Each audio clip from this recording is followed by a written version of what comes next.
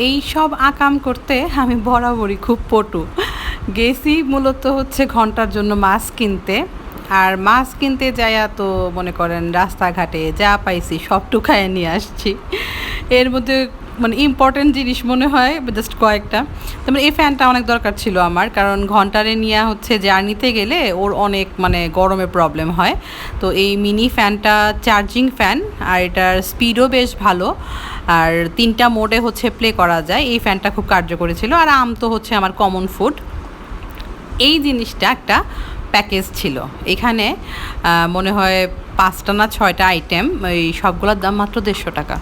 আর আমার তো হচ্ছে রুটি বানানোর পিঁড়ি নাই, এটা আপনারা আরেকটা ভিডিওতে দেখছেন। তো এই রুটি বানানোর পিঁড়িটা হচ্ছে আমার দরকার ছিল, তবে হামাম দিস্তা বাসায় এমনিতেও একটা আছে। তারপরেও যেহেতু পাইছি প্যাকেজের মধ্যে 150 টাকায়, নর্মালি হচ্ছে রুটি বানানোর ওই পিঁড়ি আর হচ্ছে বেলানি কিনতে তো 200-250 টাকার ওপর চলে যায়। সেখানে প্যাকেজ হিসাবে এটা বেশ ভালোই ছিল। যেমন রুটি বানানোর পিঁড়ি, বেলনি, হামাম দিস্তা আর একটা খুন্তি ছিল সাথে, সবগুলো মিলে 150 টাকা। আর এই তো আজকে শপিং ডান। আর এখানে পটল, মিষ্টি কুমড়া এগুলো তো হচ্ছে খাবারের জিনিস।